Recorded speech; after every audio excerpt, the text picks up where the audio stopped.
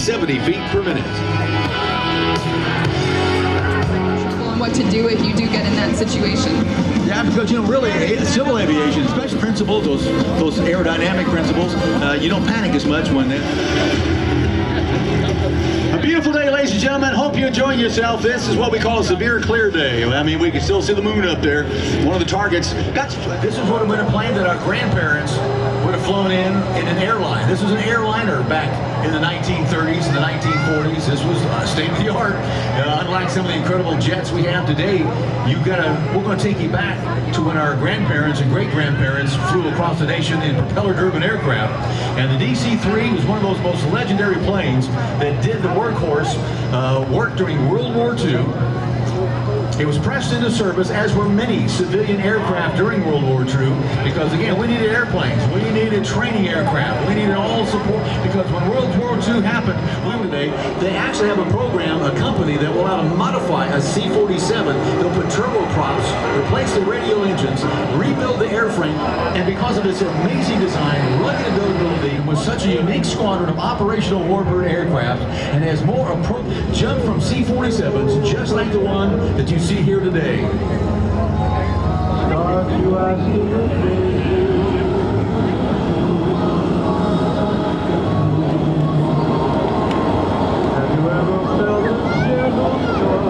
Once again, get your cameras ready, ladies and gentlemen. It's approaching from the right the P40 Warhawk.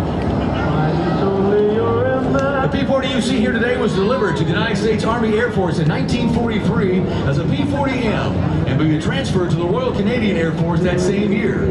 While the RCAF service, this P40 was used as a Western Air Defense Sector aircraft. Again, one of the few aircraft that actually fought from the beginning of World War II all the way to the end. All right, Air Force historians out there who may or may not know, who's the first to put a sharp gentleman up close to P40 Warhawk, painted up in markings of the Flying Tigers, later on becoming a part of the Navy and Strike Fighter Squadron 106. We are proud to present your U.S. Navy Rhino Demoteam. The demo flight profile you're about to witness highlights the mobility, versatility, and power of the most lethal carrier-based strike fighter aircraft in the world, the F-18F Super Hornet, nicknamed the Rhino. This afterburner executes the F-18 dirty roll to half Cuban 8.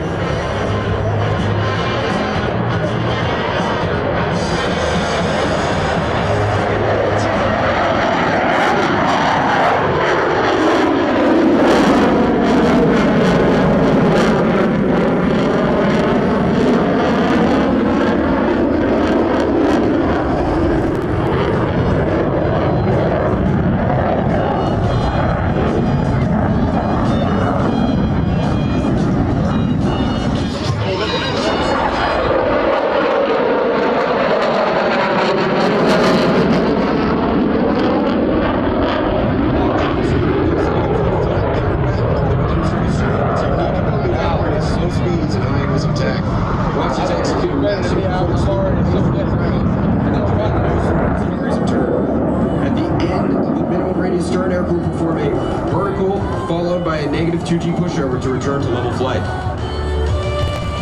Ladies and gentlemen, from the left, the Super Hornet minimum radius turn.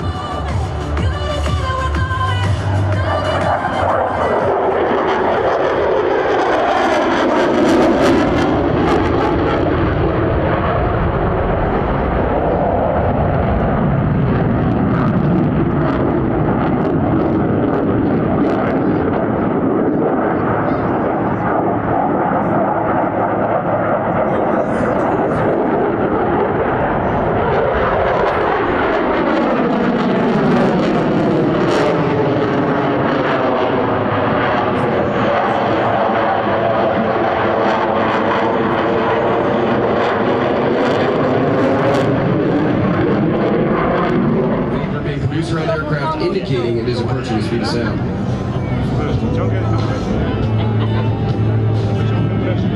Let's check in with Scooter on the radio to see how fast they're going. Just go ahead.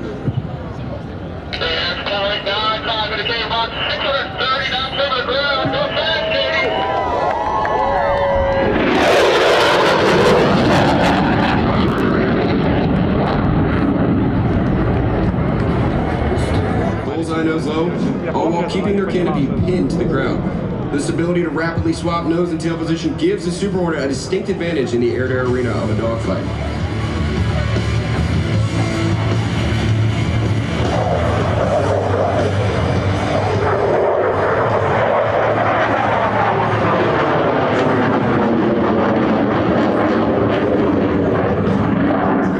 Position the nose 4 times, flying a distinct square path through the sky. Ladies and gentlemen, from the left, the square loop.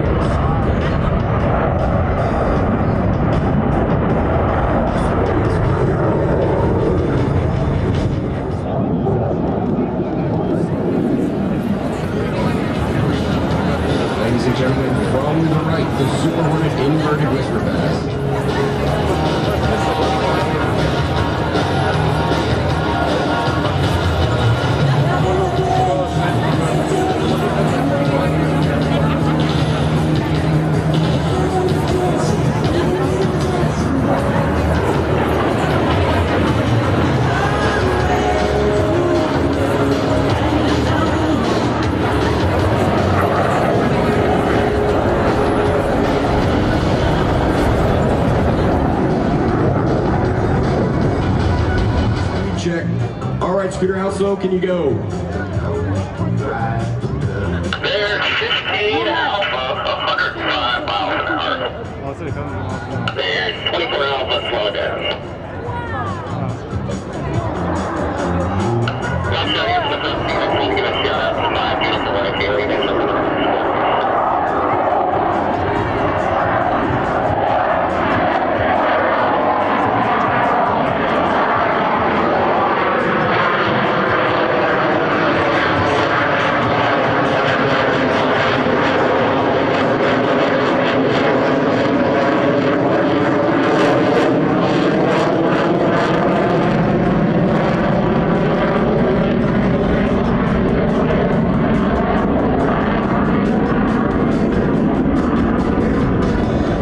Immediately by an outbound tuck under.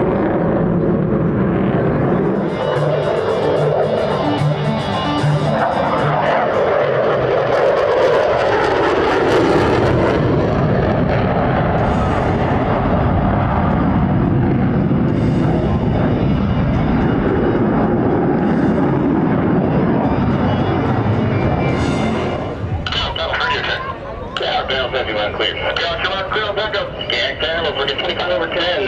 Maybe. 06, 3/4 ball, call the ball. 2-6 on the ball, 5-0. Roger, ball, shake it or hip. Little power. You're on center line. Little racer line up. On, glide club. On center line. Just a little power now. Easy with it. Cow, back up. Bolter. Don't skip, Bolter.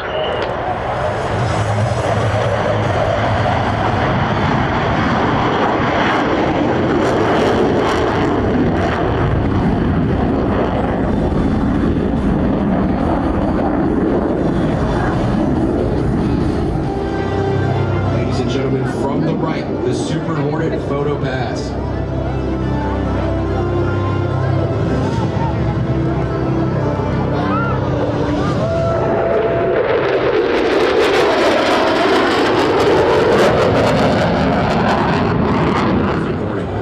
Currently, there are 33 operational Super Hornet squadrons in the Navy defending freedom and democracy around the world.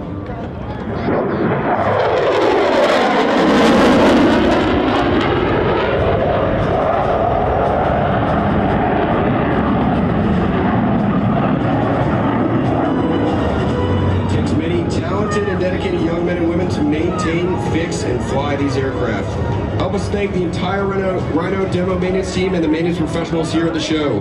There are ADC Pearson from Howard Grace, Maryland, AME2 Rosa Day from Dallas, Texas, AT1 Brandon Delph from Germantown, Maryland, 82 Jacob DeJong from Lakewood, California, AT2 Asia Gray from Douglas, Georgia, AE2 Kevin Sasnett from Fort Lauderdale, Florida, AME2 Joshua Singleton from Jacksonville, Florida, and AO2 Zachary Mock from Naugatuck, Connecticut. Ladies and gentlemen, simply learning more about the aircraft itself, please visit our tent located right behind the F-15s.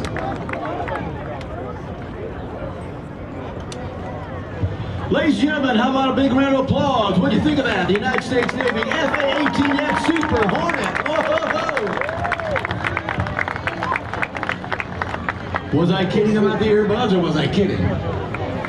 Take me serious next time. That's what my wife always tells me.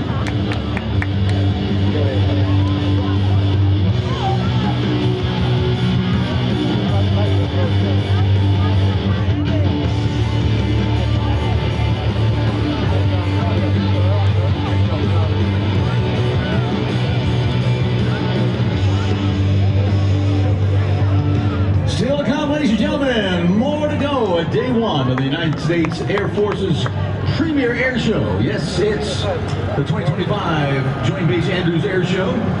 Wing Walker Sam, Samantha's gonna get on top of a wing of an aircraft.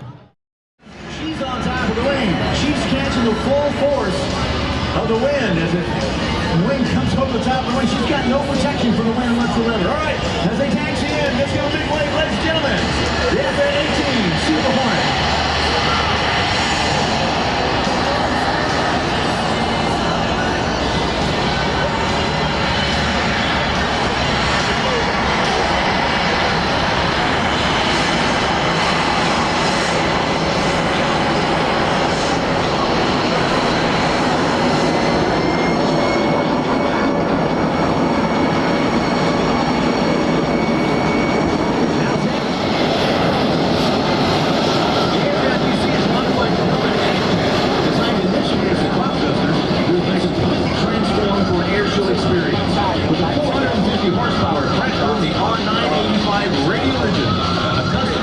And of course, a wing rack on top. Sam says she's got the best seat in the air show.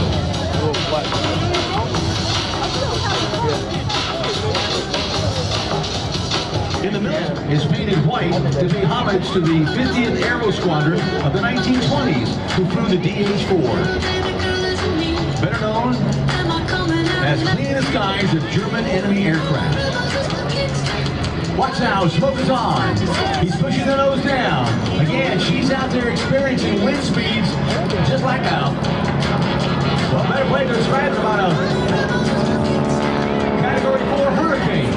Watch as they come across the top. All the way to Mars, Stormer's Loop. And there's Sam, up on top, experiencing all the wind and excitement.